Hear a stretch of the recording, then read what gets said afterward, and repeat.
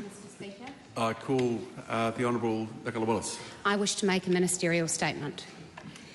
Mr. Speaker, yesterday I announced that the Coalition Government has declined a request from KiwiRail to contribute significant additional funding to address cost escalations in the project to replace the Interislander ferry fleet. This was a very difficult decision for the incoming government to have to make, and the last thing we wanted to have to do. This is a matter that was first brought to our attention during the post-election caretaker period. At the time, we were asked to authorise a drawdown of contingency funds to keep the project going. When we asked questions about the project, massive cost blowouts were revealed, and there were significant questions about the deliverability of the project. On taking office, a briefing from KiwiRail revealed a further cost blowout and a request for additional funding. Mr. Speaker, it is important for the House to hear the scale of this blowout, because this is a project that under the previous government's watch not only became far more expensive than was originally projected, but one which also veered far away from its core purpose. We were advised that the project to replace the Interislander ferries had almost quadrupled in cost since it began, to now reach a staggering figure of approximately $3 billion. And only 21% of those costs relate to the core project of replacing ageing ferries. Mr. Speaker, at the same time as KiwiRail was asking for the additional funding to be provided urgently, officials were advising us that putting more money into the project would make it harder to withdraw. KiwiRail advised there were no options it would recommend to reduce the scale of the project, while Treasury and the Ministry of Transport advised us not to agree to the funding request. Let me be clear. This government, our coalition government, is committed to a resilient, safe and reliable Cook Strait ferry service.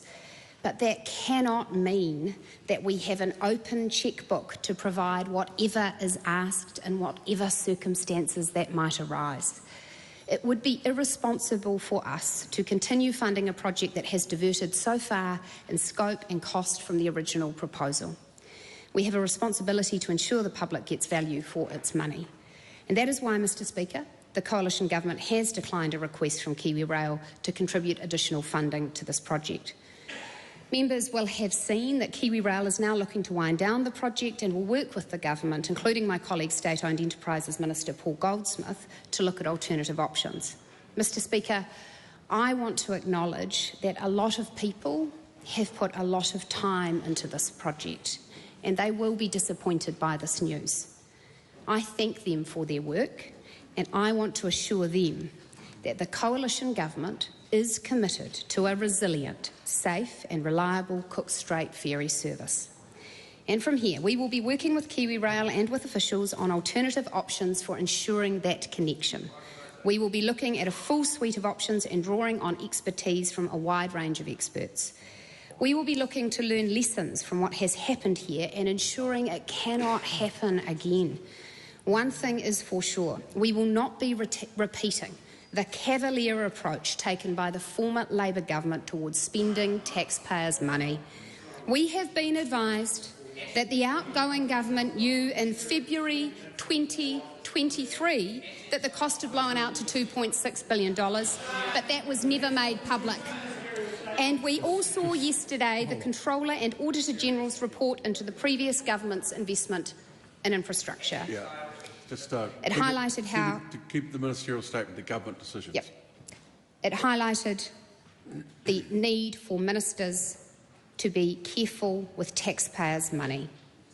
Mr. Speaker, the coalition government will be different from the last lot. We will be disciplined and we will tidy up the mess that has been left behind by Labor. We will give taxpayers' money the respect it deserves. Speaker. Point of order. I'm conscious that you did make comment in regards to the purpose of ministerial statements. Nevertheless, riddled throughout that and after your advice to the minister, she continued to use a ministerial statement to comment on a previous government, not their government's decisions. Well, in the context of why the decision was made. On the last particular bit, I agree there was inappropriate comment prior to that, and I referenced that with the Minister. Grant Robertson. Honourable Grant Robertson. Mr Speaker, so to clarify, the Minister's statement says that the project veered away from its core purpose when it hadn't. The Minister's statement also says that the cost had blown out to $2.6 billion under the government's watch when that money had not in fact been agreed. And in fact, Mr Speaker, in my first question, I pointed out that in October 2022, KiwiRail told the then government that the worst case scenario would be a need to increase the tag contingency we had put aside by $280 million. Mr Speaker, for the record, making sure that we have a sustainable and resilient Cook Strait ferry crossing is essential for New Zealanders. We all agree that the cost escalations that KiwiRail proposed were unacceptable, and they were not accepted by the previous government. What we did was attempt to safeguard the investment that had already been made, the sunk costs that will now be lost to New Zealanders, and ensure that there would be a ferry crossing. We did spend a considerable amount of time between Treasury and KiwiRail and the government this year to find a way forward. And before we left government, we made an in-principle offer to KiwiRail for part of that construction cost, because we did believe that it was important that New Zealanders did have confidence that there would be an ongoing, sustainable Cook Strait ferry network. KiwiRail rejected that offer, and that was the position we were in going into the election. The position the government now leaves New Zealanders in is with no idea as to how they will be able to ensure that there is a future sustainable Cook Strait ferry crossing. Mr Speaker, I urge the Minister to do two things.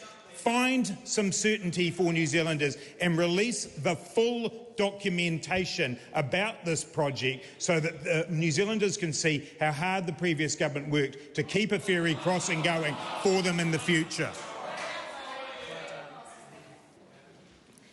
I think if the point that the Minister wishes to make is that this sorry saga dragged on for months under his watch, then yes, that is correct. And yes, he did oversee multiple cost blowouts, and yes, there was engagement with KiwiRail about it. But actually what then happened was that he decided to, 4 weeks out from an election, put aside money for the project, knowing full well that in the form that he was choosing to fund it, KiwiRail had recommended it not proceed, and that, for example, passengers would not have been able to get on the ferry unless they caught a bus onto the ferry. That was the solution that was thought viable. But if the member will just give me a moment of patience, I wish to apologise to the House, because when the member asked me about 2022, I had in front of me an old timetable, not the one that I have released publicly. I regret that error.